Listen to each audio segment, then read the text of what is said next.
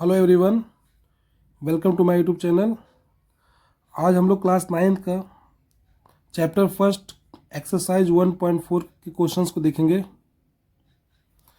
Question first है, classify the following number as rational और irrational. इसे बताना है कि कौन सा रेशनल है और कौन सा इरेशनल है। पहला है 2 माइनस रूट 5, तो ये क्या है? इरेशनल है। कैसे? देखो, सबसे इम्पॉर्टेंट चीज़, किसी भी नंबर के साथ अगर इरेशनल जुड़ा हो, ठीक है, चाहे वो प्लस में हो, चाहे माइनस में हो, चाहे मल्टीप्लाई, चाहे डिवाइड, तो वो भी क्या होगा? इरेशनल होगा। इरेशनल क्या होगा? अगर किसी के साथ कोई वैल्यू रूट में हो तो क्या होगा? वो इरेशनल होगा। चाहे प्लस में हो, चाहे माइनस में हो, चाहे डिवाइड में हो या मल्टीप्लाई में। अगर कोई वैल्यू रेशनल के साथ इरेशनल है और अगर वो माइनस में है, प्लस में है, डिवाइड में है या किसी चीज़ में है, तो क्या होगा? वो इरेशनल ही होगा। तो यहाँ देखिए, 2 तो रेशनल है लेकिन रूट 5 क्या है? इरेशनल है, तो ये भी क्या हो जाएगा? It is irrational. ठीक है, समझ आ गया? सेकेंड पार्ट है 3 plus root 23 minus root 23। Bracket खोलेंगे तो क्या हो जाएगा? 3 प्लस रूट 23 माइनस रूट 23। यहाँ पे प्लस रूट 23 है और माइनस रूट 23 कैंसल आउट हो जाएगा। बचेगा क्या? 3। तो 3 क्या है? रेशनल नंबर है, तो यहाँ आंसर हो जाएगा इट इज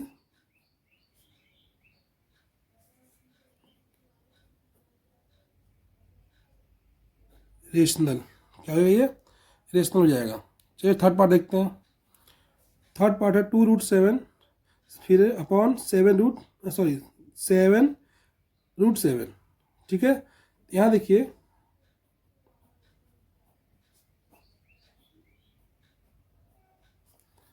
यहाँ रूट 7 क्या होगा? कैंसिल आउट हो जाएगा। बचेगा क्या? 2/7। तो 2/7 क्या है? रेशनल है, तो हो जाएगा it is a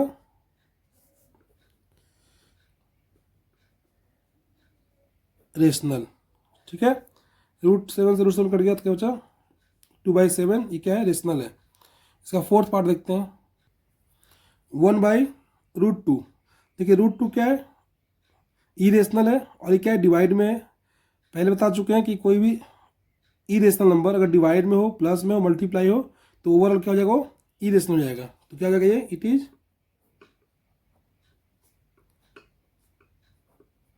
irrational.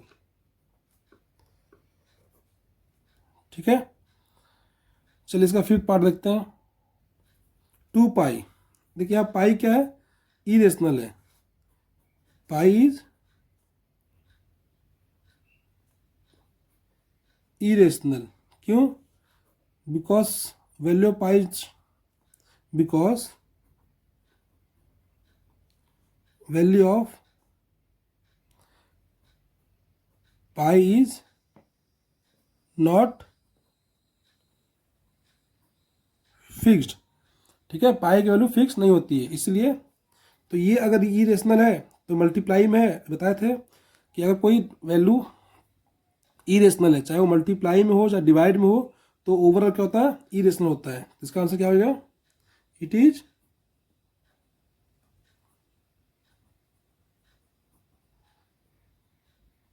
Irrational. बात समझ आ गई? सिंपल था। चलिए इस एक्सरसाइज का क्वेश्चन सेकेंड देखते हैं।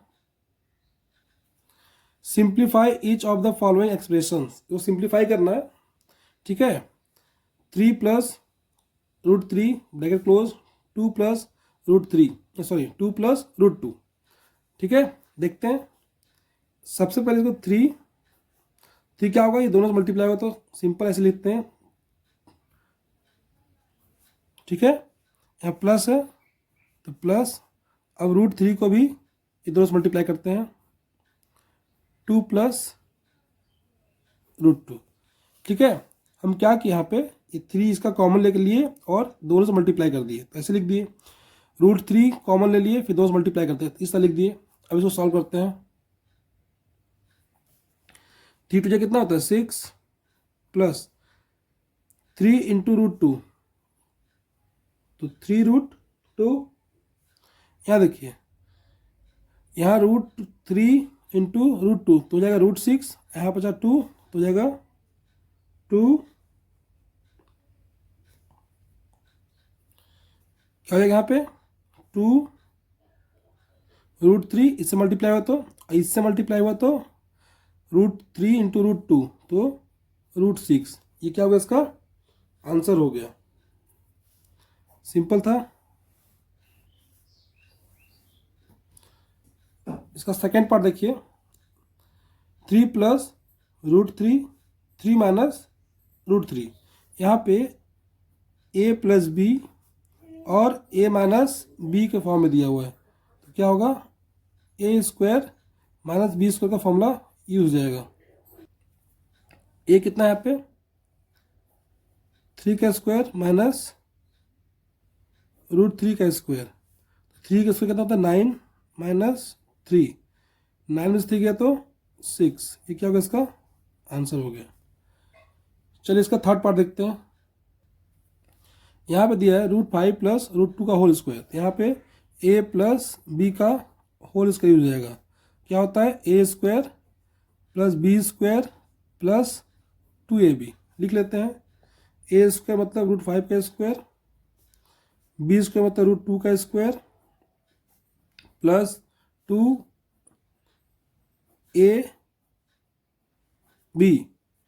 √5 का स्क्वायर 5, √2 का स्क्वायर 2 प्लस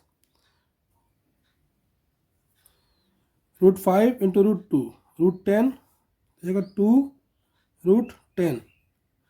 यहाँ पे 7 प्लस 2 √10 हो जाएगा इसका आंसर। समझ आ गया ना। चलिए इसके फोर्थ पार्ट को देखते हैं। √5 माइनस √2, √5 प्लस √2। यहाँ पे किस फॉर्मूला का यूज हो रहा है, a माइनस बी और a प्लस बी। क्या होता है a² माइनस b²। यहाँ पे √5 का स्क्वायर माइनस √2 का स्क्वायर इक्वल टू क्या हो जाएगा, √5 का स्क्वायर 5, √2 का स्क्वायर 2 इक्वल टू क्या आ जाएगा इसका आंसर, 5 में से 2 गया तो 3। ये हो गया इसका आंसर। समझ में आ गया ना। क्वेश्चन नंबर थर्ड है, recall pi is defined as the ratio of the circumference से c, एंड सर्कमफ्रेंस को c से डिनोट किया गया है, of a circle to its diameter, जिसको d से डिनोट किया गया है। This is pi equal to c/d। This seems to contradict the fact that pi is irrational. How will you resolve this contradiction. देखते हैं इस क्वेश्चन को क्या बोलता है। मान लीजिए सर्कल है जिसका सर्कमफ्रेंस c से डिनोट किया गया है और इसके डायमीटर को d से डिनोट किया गया है। देखिए हमको पता है कि सर्कमफ्रेंस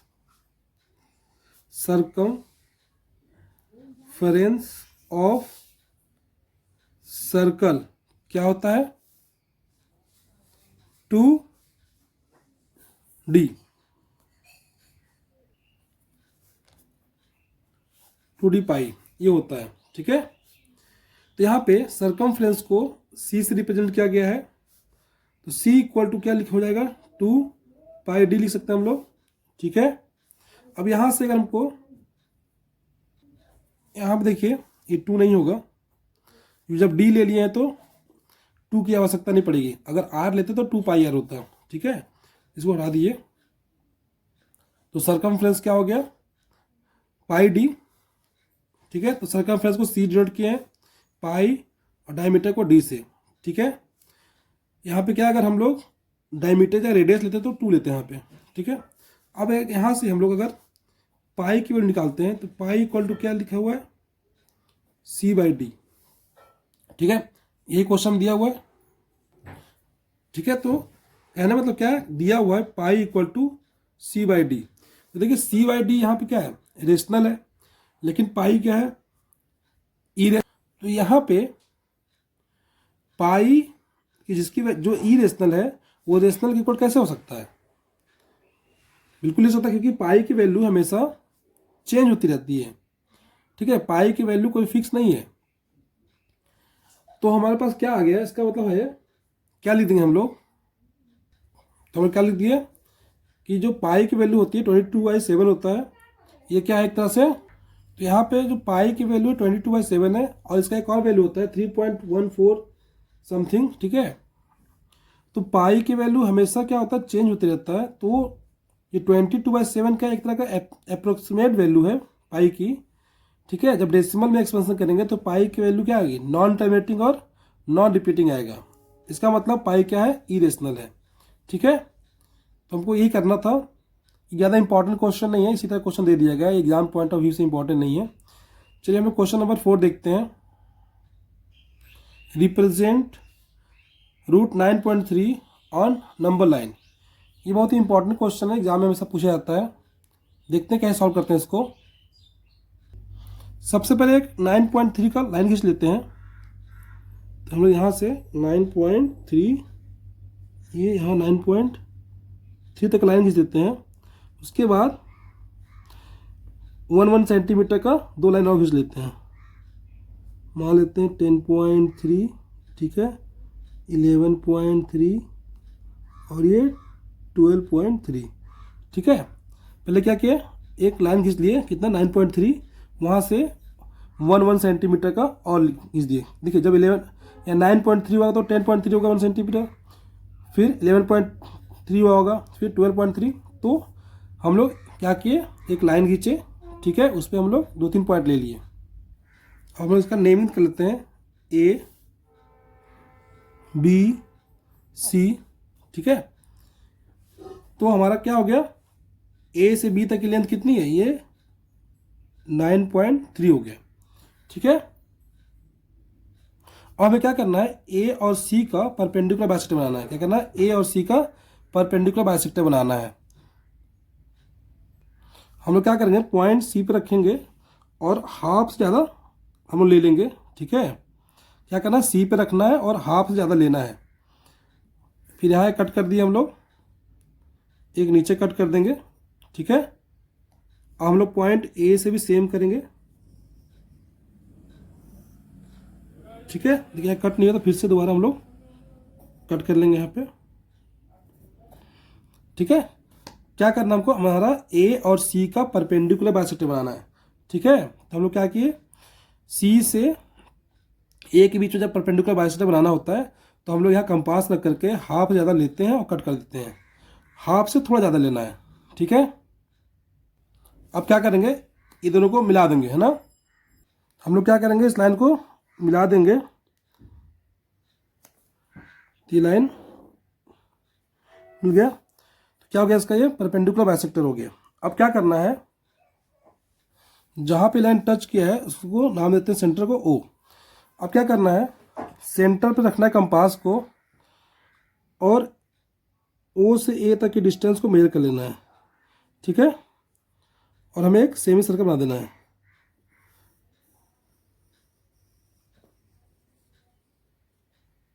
ठीक है,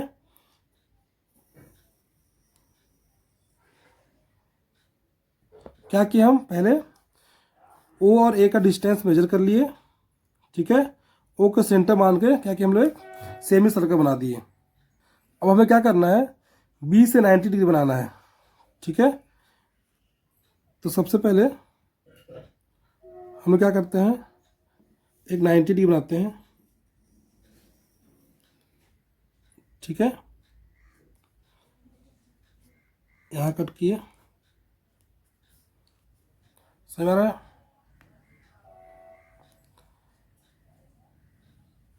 यहाँ से एक पॉइंट ले लेंगे,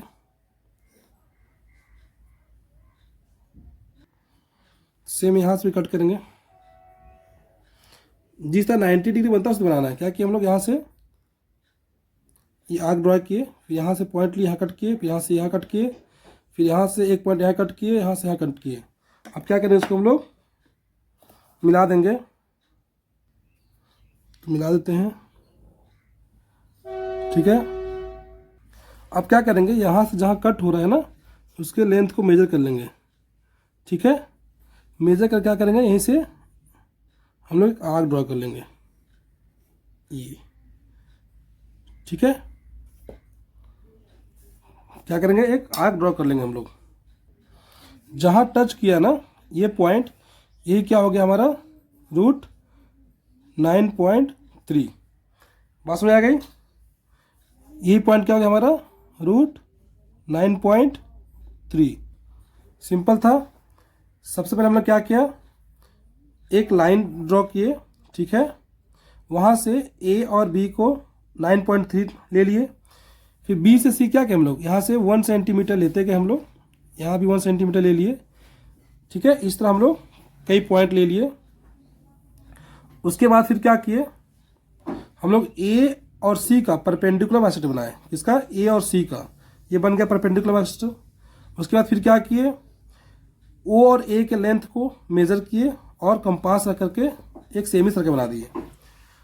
उसके बाद हम लोग बी पॉइंट से 90 डिग्री बनाए, ठीक है।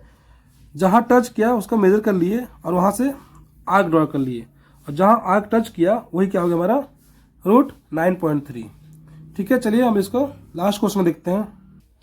क्वेश्चन 5 है, rationalise the denominator of the following. इसको रेशनलाइज करना है, 1/√7 को रेशनलाइज करते हैं, तो 1/√7। तो यहाँ क्या है, जो डिनोमिनेटर में होता है वो न्यूमरेटर और डिनोमिनेटर दोनों से मल्टीप्लाई होता है। तो 1 को √7 से मल्टीप्लाई किया तो कितना आया, √7 ही आया। और यहाँ पे √7 कितना हो गया, 7 हो गया। तो क्या हो गया, इसका आंसर हो गया √7/7। देखिए एक इंपॉर्टेंट चीज़ है, √7 को √7 से मल्टीप्लाई करके कितना आया, 7 आया। उसी तरह अगर √3 होता तो √3 को √3 से मल्टीप्लाई करके कितना आएगा, 3 आएगा। अगर √4 होता और √4 से मल्टीप्लाई करेंगे कितना आएगा, 4 आएगा। अगर √5 होता और √5 को √5 से मल्टीप्लाई करते तो कितना आता, 5 आता। तो ये इंपॉर्टेंट चीज़ याद रखने की जरूरत है। समझ आ गया फर्स्ट क्वेश्चन इसका। चलिए सेकेंड पार्ट देखते हैं इसका। नेक्स्ट क्वेश्चन है 1/√7 - √6। इसको रेशनलाइज कर लेते हैं, √7 - √6 है। क्या करेंगे, डिनोमिनेटर को मल्टीप्लाई कर देंगे न्यूमरेटर और डिनोमिनेटर दोनों से, √7। बस यह क्या करना है, यहाँ पे साइन माइनस में तो क्या लेंगे, यहाँ पे प्लस ले लेंगे। सेम चीज नीचे देखेंगे, ठीक है। ऊपर का चीज 1 से मल्टीप्लाई होगा, सेम टू सेम आ जाएगा, √7 + √6 अपॉन, यहाँ पे ध्यान दो a - b और a + b का यूज हो रहा है। a - b क्या फॉर्मूला क्या होता है, a² - b²। बस यहाँ पे a कितना है, √7, यानी √7 का स्क्वायर माइनस √6 का स्क्वायर, ठीक है। अब देखिए यहाँ पे √7 + √6, √7 का स्क्वायर कितना हो गया, √7 कितना होता है, 7 माइनस √6 × √6 6। आंसर कितना आ गया, 7 + √6/1। ये क्या होगा, इसका आंसर आ गया। 1 नहीं भी लिखे चलेगा, ठीक है, कोई दिक्कत नहीं। सबसे इंपॉर्टेंट चीज़ है ये फॉर्मूला याद होना चाहिए, क्योंकि जिस फॉर्म में रहता है उसी फॉर्म में यूज़ करना होता है। तो यहाँ पे देखिए, यहाँ a - b था, a + b था, तो यहाँ फॉर्मूला हो गया a² - b² का। थर्ड पार्ट है 1/√5 + √2। करते रेशनलाइज को,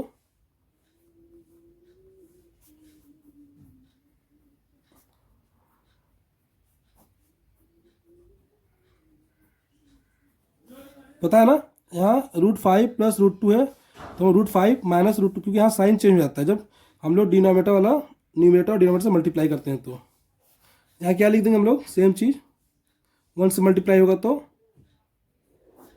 यहाँ √5 का स्क्वायर माइनस रूट 2 का स्क्वायर। सेम ए प्लस बी, ए माइनस बी का फॉर्मूला यूज हो रहा है यहाँ पे, ए प्लस बी और ए माइनस बी का यूज हो रहा है। क्या होता है, A square minus B square, यही चीज़ यहाँ लिखा हुआ है। सॉल्व करते हैं इसको, ऊपर का सेम हो जाएगा, रूट 5 माइनस रूट 2, नीचे जाएगा रूट 5 का स्क्वायर 5 माइनस 2, कितना आ गया,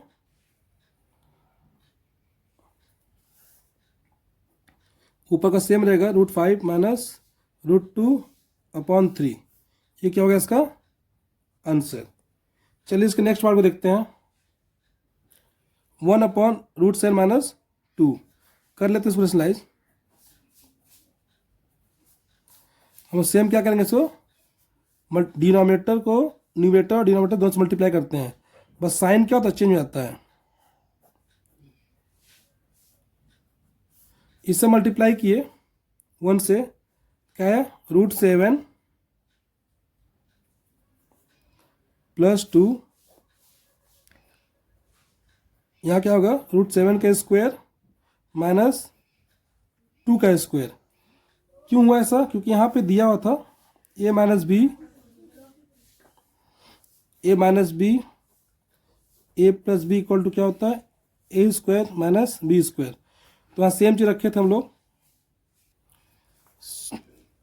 यहाँ सेम टू सेम ऊपर लिखा जाएगा, रूट 7 का स्क्वायर 7 माइनस 2 का स्क्वायर 4, कितना हो गया इसका आंसर, रूट 7 प्लस 2 अपॉन 3। ठीक है, ये सारे क्वेश्चन हो गए एक्सरसाइज 1.4 के।